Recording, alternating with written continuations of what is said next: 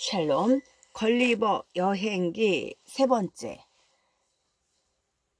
그런 용도로 사용한다고 합니다. 우리는 그 그물 안에서 여러 개의 잡다한 금속 조각들을 발견했는데 실제로 황금이라면 상당한 가치가 있을 것이라고 판단했습니다.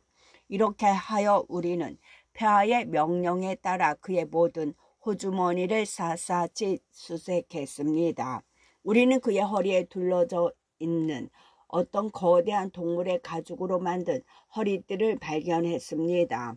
그 허리띠 왼쪽에 사람 5명 길이의 단검이 매달려 있었습니다. 그리고 허리띠 오른쪽에는 2개의 방으로 나뉜 쌈지가 매달려 있었는데 각 방은 폐하의 신민 3명이 들어갈 만한 공간이었습니다. 그 방들 중 하나에는 아주 무거운 금속으로 만든 여러 개의 둥근 공들이 있었는데 그 크기는 우리의 머리만 하여 그것을 들어 올리려면 상당한 힘이 필요할 듯합니다. 다른 방에는 검은 알갱이들이 많이 들어있었는데 그리 크지도 않고 무겁지도 않아서 우리의 손바닥에 그 알갱이를 50개 정도 들을 수 있었습니다. 이상이 우리가 산악 인간의 몸에서 발견한 물건들의 목록입니다. 그는 우리에게 아주 공손하게 대했고 폐하의 명령에 고분고분하게 따랐습니다. 폐하의 성대한 치세 제89월 4일에 서명하고 날인했습니다. 클레프렌 프렐로과 마르스 프렐로. 그 목록이 황제 앞에서 낭독되자 황제는 몇몇 물건들을 자진 제출하라고 나에게 명령했다. 그는 먼저 나의 단검을 내놓으라 했고 나는 칼집채 다 바쳤다. 이에 황제는 정예군 3,000명을 소집하라고 명령하여 일정한 거리를 지키며 나의 주위를 둘러싸게 했다. 그들은 일단 유사시에 대피하여 활과 화살을 발사할 채비를 갖추었다. 하지만 나는 개의치 않았다. 나의 2 눈은 황제에게 고정되어 있었기 때문이다. 이에 황제는 그 단검을 꺼내보라고 명령했다. 단검은 바닷물 때문에 다소 녹슬기는 했지만 전체적으로 아주 상태가 양호했다. 내가 칼을 꺼내 들자 모든 병사들이 공포와 경탄에 고함을 내질렀다. 해가 밝게 빛나고 있어서 내가 칼을 이리저리 휘두르자 번쩍거리는 칼의 빛이 그들을 눈부시게 만들었기 때문이다. 아주 관대한 군주의 폐하는 내가 예상했던 것보다 더 위축되었다. 그는 칼을 다시 칼집에 넣고서 내 발을 묶은 쇠사슬에서 약 2m 지점의 땅에다 부드럽게 내려놓으라고 명령했다. 그 다음에 황제가 요구한 것은 속이 빈 새 기둥, 즉 나의 호주머니 권총이었다. 나는 그것을 꺼냈고 황제의 뜻에 따라 그 용도를 보여주게 되었다. 나는 권총에 화약만 장전하여 발사하기로 했다. 다행히 화약 쌈지는 바닷물에 젖지 않은 상태였다. 화약을 물에 젖게 하는 것은 신중한 선원이라면 어떻게든 피하려고 하는 사태다.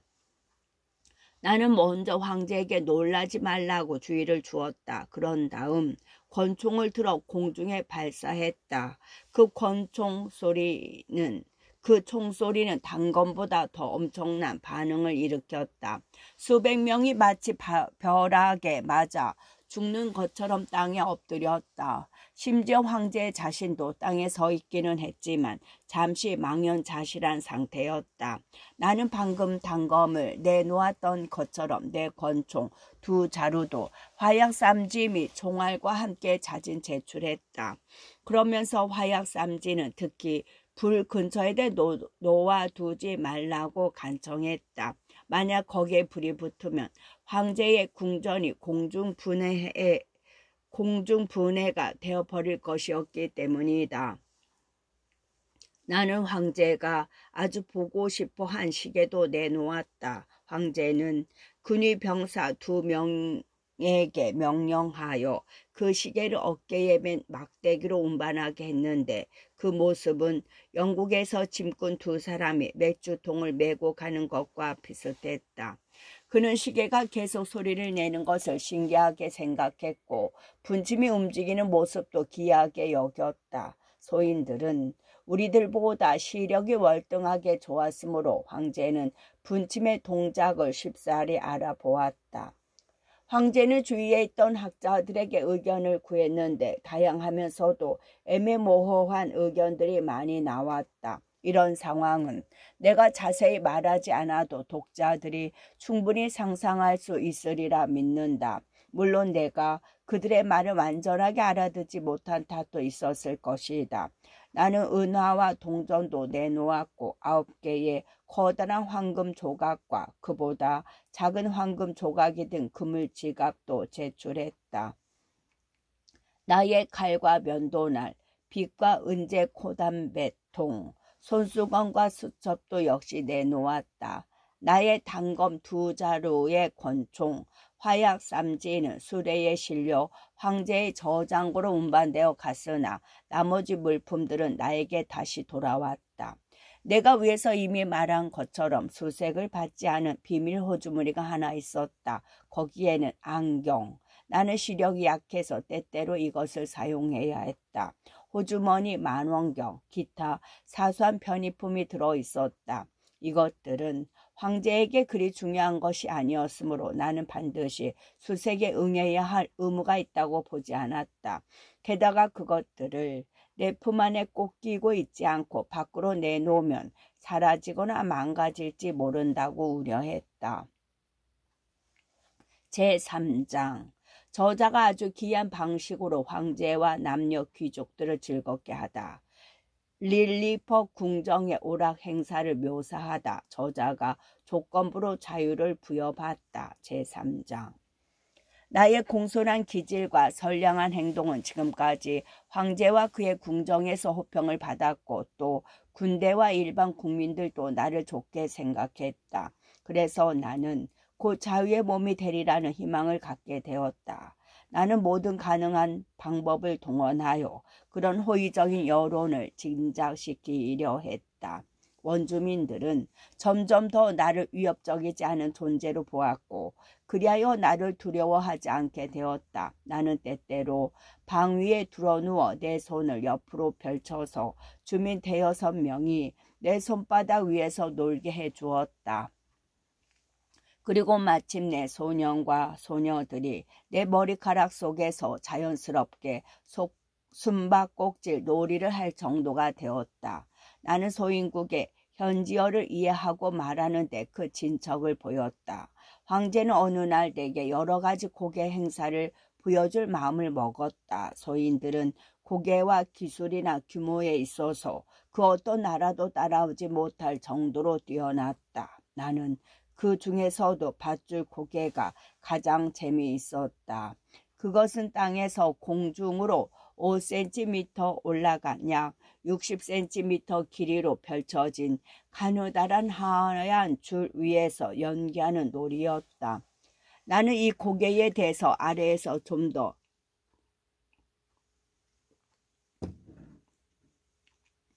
자세히 설명하고자 하는데 독자들의 양해를 바란다. 이 고개는 고관직을 노리며 또 공중에서 높은 종애를 받고자 하는 사람들만 하는 놀이였다.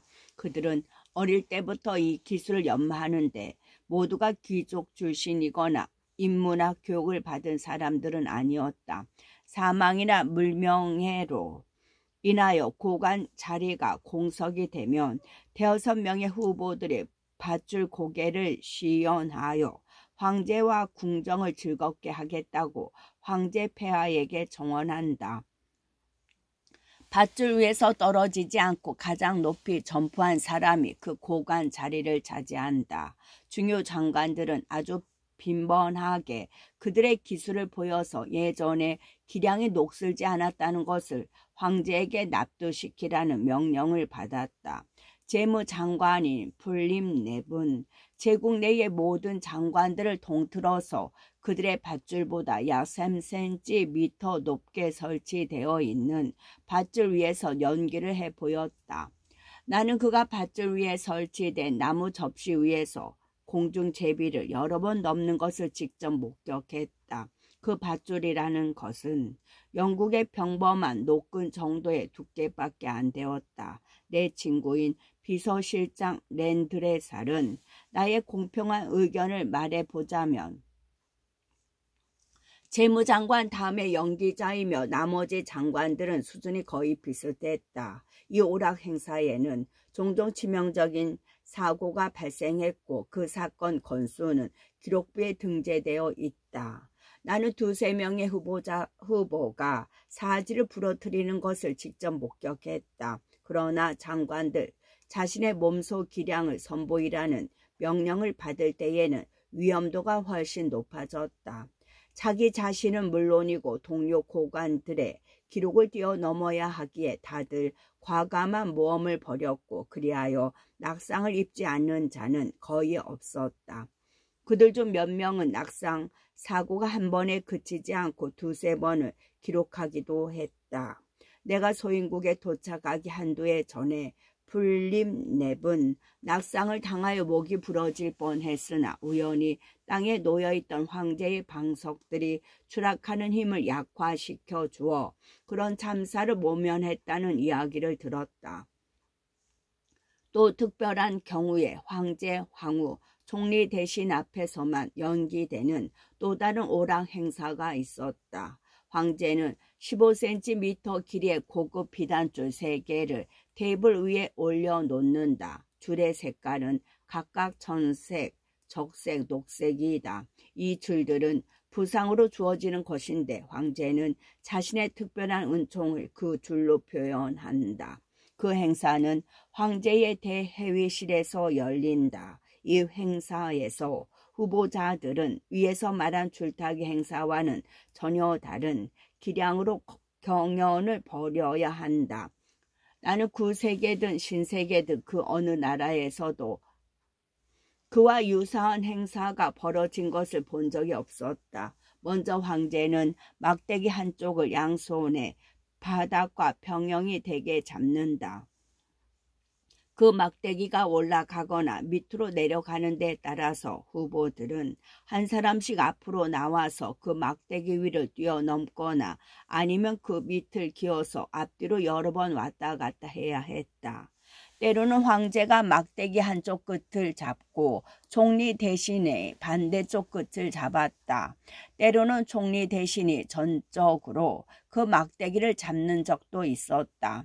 자신의 역할을 능숙하게 수행하면서 가장 오래 뛰어오르기와 기어가기를 하는 사람에게 푸른 색깔의 비단줄이 수여되었다. 붉은색은 차점 자에게 그리고 초록색은 3등을 한 자에게 주어졌다. 그들은 그 비단을 허리에다 띠처럼 둘렀다. 공중에 고간 대작치고 그런 허리띠로 장식하지 않은 자는 거의 없었다. 군대의 말들과 공중 마국간의 말들은 날마다 내 앞에서 훈련을 했으므로 더 이상 수줍어하지 않았고 아무런 거리낌 없이 내 발 바로 앞까지 다가왔다. 기수들은 내가 손바닥을 땅에다 내려놓고 있으면 그 위로 도약하여 건너갔다. 황제의 사냥꾼들 중 한 사람은 커다란 경주말을 타고서 내 발과 구두 위로 높이 솟아올라 건너갔는데 그건 정말 대단한 도약이었다. 나는 어느 날 아주 특별한 방식으로 황제를 즐겁게 하는 행운을 잡았다. 나는 30cm 높이의 보통 지팡이의 두께를 가진 목재 여러 개를 내 앞에 가져오게 해달라고 황제에게 요청했다. 그러자 황제는 목재부 책임자에게 그에 대한 조치를 즉각 취하라고 지시를 내렸다. 그 다음날 아침 6명의 목재 담당관이 각각 8마리의 말이 끄는 6대의 수레에 나누어 타고서 요청한 목재를 가지고 왔다.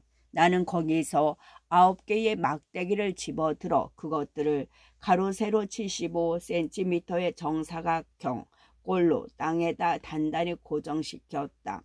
이어 나는 4개의 막대기를 더 끄집어내어 땅에서 약 60cm 높이로 들어 올려 기존의 내 귀퉁이를 기준으로 내 면에다 평평하게 고정시켰다. 이에 단단하게 세워놓은 9개의 기둥에 내 손수건을 올려놓고 사방으로 잡아당겨 북의 윗부분처럼 평평하게 폈다. 추가로 평형하게 고정시킨 내 막대기는 손수건보다 10cm 가량 더 높아서 자연스럽게 난간 역할을 하게 되었다. 나는 이 작업을 완료하자 황제에게 24필의 기마로 구성된 정예 기마 부대를 소집하여 이 손수건의 들판 위에서 훈련하게 해달라고 요청했다. 황제는 이 계획을 승인했고 나는 완전 무장한 말과 기병 장교를 하나씩 내 손으로 집어서 병원 위에 올려놓았다. 기마병들은 곧 대어를 형성했고 두 편으로 나뉘어 모의 전투를 벌이게 되었다. 그들은 날이 무딘 화살을 쏘았고 칼을 뽑아 들었으며 도망치거나 뒤쫓았고 아니면 공격하거나 후퇴했는데 요약해서 말하자면 내가 본 것 중에서 가장 훌륭한 군사훈련을 수행했다. 병행하게 수평으로 고정시킨 4개의 막대기는 기병과 기마가 무대 밖으로 추락하는 것을 막아주었다. 황제는 그 광경을 너무나 재미있게 여겨서 그 후 며칠 동안 모의 전투를 계속 시연하라고 지시했다. 한 번은 황제가 직접 그 손수건 들판 위로 들어올려져 작전 명령을 직접 내리기도 했다. 황제는 심지어 황후도 어렵사리 설득하여 내가 무대 2m 떨어진 곳에서 높이 들고 있었던 황후의 의자에서 그의 모의 전투 장면을 직접 보게 했다. 이 오락 행사 중에 아무런 사고가 발생하지 않은 것은 나의 행운이었다. 딱 한 번 기병대장 소속의 불같은 성격을 가진 말이 말 발굽으로 내 손수건을 쳐서 구멍을 냈고 그리하여 말의 발이 그 구멍으로 빠지면서 말과 기수가 동시에 전복되었다. 나는 즉시 그 둘을 구제했다. 나는 한 손으로 그 구멍을 막고 다른 한 손으로 아까 들어올렸던 것과 마찬가지 방식으로 기병 부대원들을 하나씩 내려놓았다. 구멍에 발이 빠진 말은 왼쪽 어깨를 삐었지만 기수는 부상을 당하지 않았다. 나는 할 수 있는 최대한으로 손수건을 보수했지만 이런 위험한 놀이에서 그 강도를 더 이상 신뢰할 수가 없었다. 내가 자유롭게 풀려나기 2, 3일 전 위에서 묘사한 것과 유사한 종류의 오락으로 궁중을 즐겁게 하고 있는데 전령이 도착하여 황제에게 다음과 같은 사실을 보고했다. 내가 처음 발견된 지역을 말 타고 달리던 몇몇 사람들이 땅 위에 떨어진 아주 커다란 검은 물체를 발견했다는 것이었다. 그것은 아주 귀하게 생긴 물건인데 둥그런 가장자리가 황제의 침실만큼이나 넓게 밖으로 뻗어 있었고 한가운데는 사람 키 높이만큼 솟아올라 있었다. 가까이 다가가서 살펴보니 그것은 살아있는 생물은 아니었다. 몇몇 사람이 그 주위를 빙빙 도는데도 그것은 풀밭 위에 미동도 하지 않고 누워 있었다. 그러자 그들은 서로의 어깨 위를 타고 올라가 그 물체의 꼭대기에 도달했다. 꼭대기는 납작하고 평평했는데 그들이 발을 굴러보니 그 내부는 비어 있었다. 그들은 그 물체가 산악 인간의 소유물인 듯하다고 판단했다. 그리고 만약 황제가 허락을 내린다면 5필의 말을 동원하여 이것을 황궁까지 수송해 갈 수 있다고 했다. 나는 그 보고서의 의미를 즉각 알아차렸고 그런 첩부를 받아든 것을 기쁘게 생각했다. 내가 난파된 후 좀 해안에 도착했을 때 나는 아주 당황한 상태였다. 그래서 내가 쓰러진 잠든 풀밭까지 오기 전에 노를 젓는 동안에 끈으로 내 머리에 묶었던 모자, 내가 헤엄을 치는 동안에도 꼭 붙어 있었던 내 모자가 상륙한 후 그만 머리에서 벗겨져 나갔던 것이다. 나는 모자를 묶었던 끈이 내가 보지 못하는 사이에 어떤 사고로 끊어져 나갔고 그래서 모자를 바다에서 잃어버렸나 보다 하고 생각했다.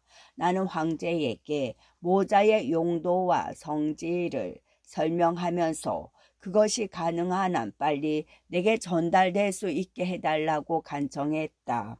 다음날 마차꾼이 마차에 그것을 싣고 도착했는데 모자의 상태가 썩 좋지는 못했다. 소인들은 모자 가장자리에서 4cm 떨어진 모자챙에다 구멍을 2개 뚫은 다음에 2개의 갈고리를 그 구멍에다 고정시키고 이어 그 갈고리를 기다란 줄을 이용하여 마구에 다 결박시켰다.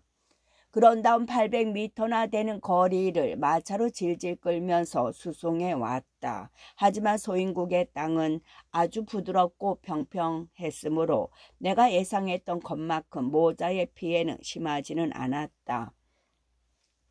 이런 사건이 벌어진 지 이틀 후에 황제는 수도 주변에 주둔하고 있던 일부 군 부대에게 출동 준비를 지시했다. 아주 독특한 방식으로 오락 행사를 벌이고 싶은 생각이 들었던 것이다.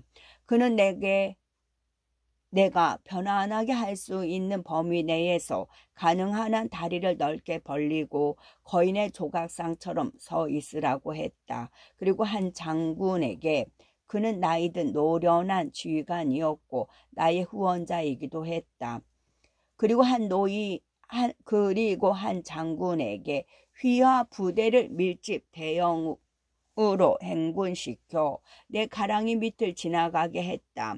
보병은 24열로 나란히 섰고 기병은 16열로 섰다.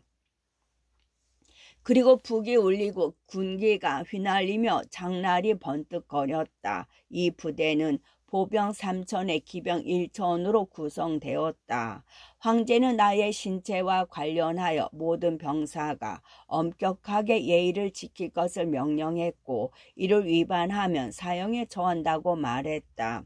하지만 그런 어명도 젊은 장교들이 내 가랑이 밑을 지나갈 때 눈을 들어 위를 쳐다보는 것까지 막지는 못했다. 그리고 사실을 털어놓고 말해보자면 그 당시 내 바지는 그다지 상태가 좋지 못하여 소인들에게 웃음과 감탄의 기회를 동시에 제공했다.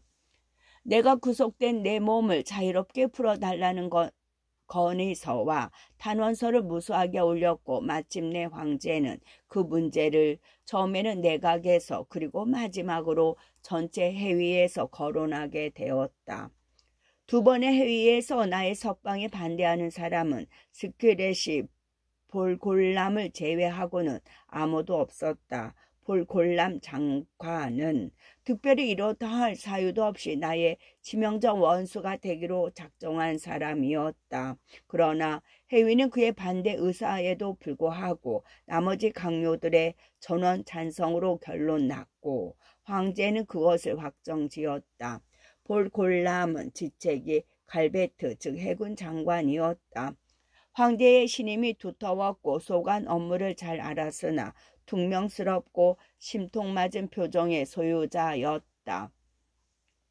그러나 그도 마침내 설득되어 석방에 동의했다. 그러나 나를 석방시키는 전제 조건들을 작성하고 내가 그것을 지키겠다고 맹세해야 한다는 의견을 내각에게 관철시켰다. 그는 직접 그 문서를 작성했다. 그 석방 조건 문서는 스킬렛이 볼골람이 직접 내게 들고 왔고 그의 옆에는 2명의 차관과 여러 명의 고위 관리가 시립했다. 그 조건 문서가 낭독된 후에 그들은 그 조건들을 지키겠다는 맹세를 하라고 내게 요구했다. 먼저 내 조국의 방식대로 맹세하고 그 다음에는 그들의 법률이 지정한 방식에 따라 맹세하라는 것이었다. 그들의 맹세는 오른쪽 발을 왼손으로 잡고 오른손의 가운데 손가락을 머리의 정수리에다 올려놓고 엄지손가락을 오른쪽 귀 끝부분에다 올려놓는 것이었다. 그러나 독자는 소인국 특유의 문장과 표현 방식 그리고 나를 석방하기로 한 여러 조건 등이 궁금할 것이므로 나는 그 문서 전체를 내가 할 수 있는 한 구절 한 구절 충실하게 번역했다. 그리하여 다음과 같이 번역된 문장을 일반에 공개한다. 골바스토 모마렌 에블라베 구루딜로 세빈 몰리 울리구에 릴리퍼의 가장 위대한 황제는 온 우주의 기쁨이면서 공포이다. 그분의 영토는 5,000 블루스트로 약 20km, 지구의 가장 오지에까지 뻗쳐 있다. 그분은 모든 군주의 군주이며 모든 사람의 아들들보다 더 키가 크다. 그분의 발은 지구의 중심을 짓누르고 그분의 머리는 태양을 떠받친다. 그분이 고개를 한번 끄덕이기만 해도 지상의 모든 군주들은 무릎을 흔들면서 떤다.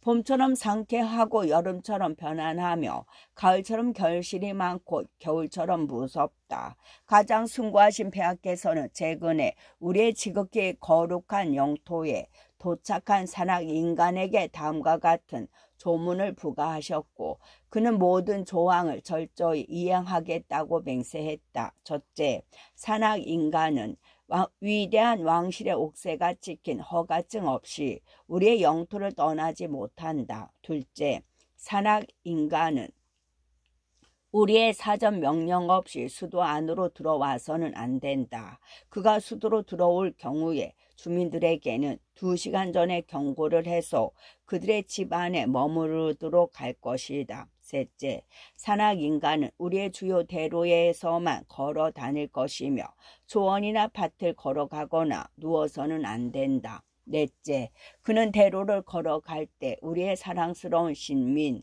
그들의 말, 수레 등을 짓밟지 않도록 국도에 신경을 써야 할 것이며 신민들의 사전 동의 없이 그들을 손바닥 위에 올려놓아서는 안 된다. 다섯째, 긴급한 전령을 지급으로 파산해야 할 경우 산악 인간은 그 전령과 말을 그의 호주머니에 집어넣고 달려가야 한다.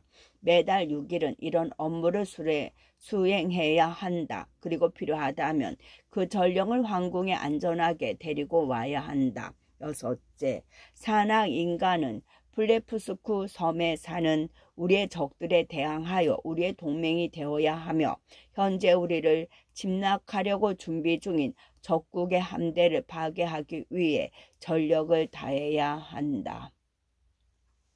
일곱째, 산악 인간은 여가 시간이 있을 때 거대한 돌들을 들어 올려 주요 궁원이나 다른 황실 건물들의 담장을 막아 주어야 한다. 여덟째, 산악 인간은 2달 내에 우리나라의 해안 일대를 직접 답사하여 그의 걸음걸이로 우리 영토의 둘레를 정확하게 측량해야 한다. 마지막으로 위의 모든 조항들을 준수하겠다는 엄숙한 맹세 아래 산악 인간은 우리 신민 1728명분에 해당하는 고기와 음료를 날마다 제공받을 것이고 황제를 자유롭게 아련할 수 있으며 그 외에 우리의 여러 혜택을 누릴 수 있을 것이다. 폐하 지세 제91번째 달 제12일에 벨파 보락에 있는 우리의 황궁에서 작성되었다. 나는 아주 흔쾌하게 만족스러운 기분으로 이 모든 조항을 맹세하고 승복을 약속했다. 하지만 그 조항들 중 일부는 내가 생각하는 것만큼 그리 명예로운 것은 아니었다. 그런 조항들은 오로지 해군 장관인 스키렛이 볼골람이 아기에서 비롯된 것이었다. 맹세를 하는 즉시 나는 쇠사슬을 풀렸고 나는 온전한 자유의 몸이 되었다. 황제 자신이 친히 그 맹세 의식에 행차하여 그 자리를 더욱 빛내 주었다. 나는 황제의 발 아래에 부복함으로써 그런 성은에 담례했다. 황제는 곧 나에게 일어서라고 명령했다. 그리고 여러 번에 걸쳐 우아한 표현이 오고 갔는데 나는 잘난 체 한다는 비난을 피하기 위하여 여기에 그 표현을 반복하지 않겠다. 황제는 내가 유익한 신하가 되어줄 것을 당부했고 또 그 자신이 지금껏 내게 베풀어 주었고 앞으로도 그렇게 해줄 그 혜택에 보답하는 사람이 되어야 한다고 말했다. 독자는 내게 자유를 가져다 준 위의 조항들 중 마지막 부분에서 닐리포 사람 1728명분에 해당하는 고기와 음료를 날마다 제공받는다는 이야기를 흥미롭게 여겼을 것이다. 나는 시간이 좀 흐른 뒤에 공중에 있는 한 친구에게 어떻게 그런 구체적 숫자에 도달할 수 있었냐고 물어보았다. 그의 대답은 이러했다. 배합계, 봉사하는 수학자들의 4분의 도움으로 내 신장을 파악한 후에 나의 신체 구조가 소인의 그것에 비하여 12대 1 비율로 큰 것을 발견하고 내 몸의 부피가 적어도 소인 1728명에 해당한다는 것을 알아냈고 그래서 그만한 숫자의 소인 식사를 준비해야 한다고 결론을 내렸다는 것이다. 이로써 독자들은 이 사람들의 창의적인 재주와 저 위대한 군주에 신중하면서도 정확한 경제를 어느 정도 파악했을 것이다. 제4장 닐리퍼의 수도인 밀덴도와 황제의 황궁이 묘사되다 저자와 시피서실장이 이 나라의 국정에 관하여 대화를 나누다 저자가 적국과의 전쟁에서 폐하를 돕겠다고 제안하다. 내가 자위의 몸이 된 후에 제일 먼저 요청한 사항은 수도인 밀덴도를 한번 돌아보고 싶다는 것이었다. 이 요청을 황제는 흔쾌히 받아들이면서 도시의 주민들과 그들의 집을 다치지 않도록 특별한 주의를 기울여야 한다고 당부했다. 주민들에게는 보고령에 의해 내가 수도를 방문한다는 계획이 미리 통보되었다. 수도를 둘러싼 성벽은 높이가 70cm에 너비는 30cm였다. 그래서 마차와 말들이 그 위를 안전하게 달려갈 수 있었다. 또한 성벽에는 3m 간격으로 강력한 성탑들이 설치되어 있었다. 나는 서쪽 대문 위를 걸어 넘어가 두 개의 대로 사이를 아주 천천히 조심스럽게 걸어갔다. 나의 윗옷은 벗어두고 짧은 조끼만 입고 있었는데 나의 상의 옷자락이 소인 주택의 지붕과 처마를 손상시킬지 모른다고 우려했기 때문이다. 또 혹시라도 도로에 남아있을지도 모르는 산발적인 산책자를 밟지 않도록 극도로 조심했다. 비록 모든 주민은 자신의 집안에 머물러야 하고 그것을 위반할 시 그 책임은 모두 당사자가 져야 한다는 엄격한 보고령이 내려져 있기는 했지만 그래도 조심해야 했다. 다락방 창문과 옥상에는 구경꾼들이 너무도 많이 나와 있어서 나는 지나간 세월 동안 많은 여행을 했지만 그처럼 붐비는 장소는 본 적이 없다는 생각이 들었다.